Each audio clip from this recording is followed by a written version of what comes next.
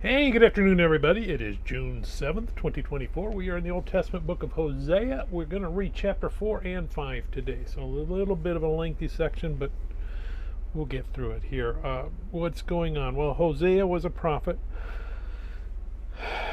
Before Israel is being led away to captivity, to exile, and God is sending this message through him.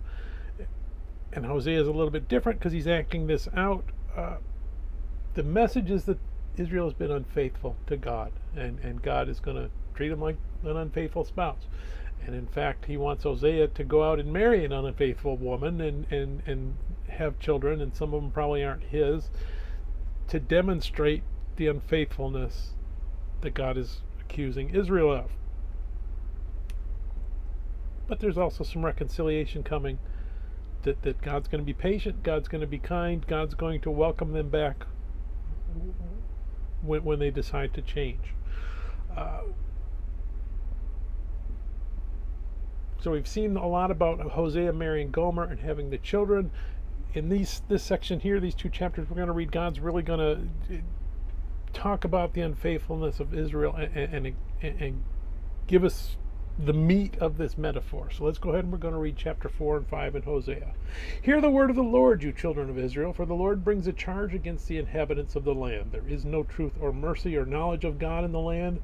By swearing and lying, killing and stealing and committing adultery, they break all restraint. With bloodshed upon bloodshed, therefore the land will mourn, and everyone who dwells there will waste away, with the beasts of the field and the birds of the air.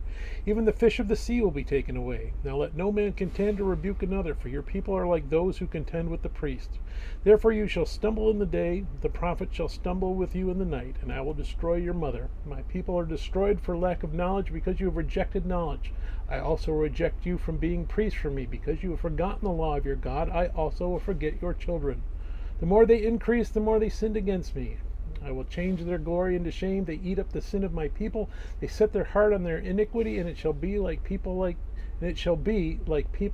priests, so I will punish them for their ways, and reward them for their deeds. For they shall eat, but not have enough. They shall commit harlotry, but not increase, because they have ceased obeying the Lord. Harlotry, wine and new wine enslave the heart. My people ask counsel from their wooden idols, and their staff informs them, for the spirit of harlotry has caused them to stray, and they have played the harlot against their God. They offer a sacrifice on the mountaintops and burn incense on the hills, under oaks, poplars, and terebinths, because their shade is good. Therefore your daughters commit harlotry, and your brides commit adultery. I will not punish your daughters when they commit harlotry, nor your brides when they commit adultery, for the men themselves go apart with harlots and offer sacrifices with a ritual harlot. Therefore people who do not understand will be trampled. Though you, Israel, play the harlot, let me start over at 15. Though you, Israel, play the harlot, let not Judah offend. Do not come up to Gilgal, nor up to Beth Aven, nor swear an oath, saying, As the Lord lives. For Israel is stubborn, like a stubborn calf. Now the Lord will let them forage like a lamb in open country. Ephraim is joined to idols, let him alone. Their drink is rebellion, they commit harlotry continually. Her rulers dearly love dishonor. The wind has wrapped her up in its wings, and they shall be ashamed because of their sacrifices. Hear this, O priests, take heed, O house of Israel. Give ear, O house of the king, for yours is the judgment, because you have been a snare to Mizpah, and a net spread on Tabor. The revolters are deeply involved in slaughter, though I rebuke them all. I know Ephraim, and Israel is not hidden from me. For now, O Ephraim, you commit harlotry, Israel is defiled. They do not direct their deeds toward turning to their God, for the spirit of harlotry is in their midst. And they do not know the Lord. The pride of Israel testifies to his face. Therefore Israel and Ephraim stumble in their iniquity. Judah also stumbles with them. With their flocks and herds they shall go to seek the Lord, but they will not find him. He has withdrawn himself from them. They have dealt treacherously with the Lord. For they have begotten pagan children. Now a new moon shall devour them and their heritage.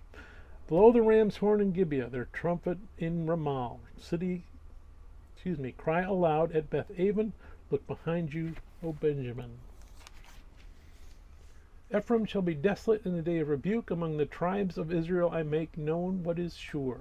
The princes of Judah are like those who remove a landmark. I will pour out my wrath on them like water. Ephraim is oppressed and broken in judgment, because he willingly walked by human precept. Therefore I will be to Ephraim like a moth, and to the house of Judah like rottenness. When Ephraim saw his sickness and Judah saw his wound, then Ephraim went to Assyria and sent to King Jareb.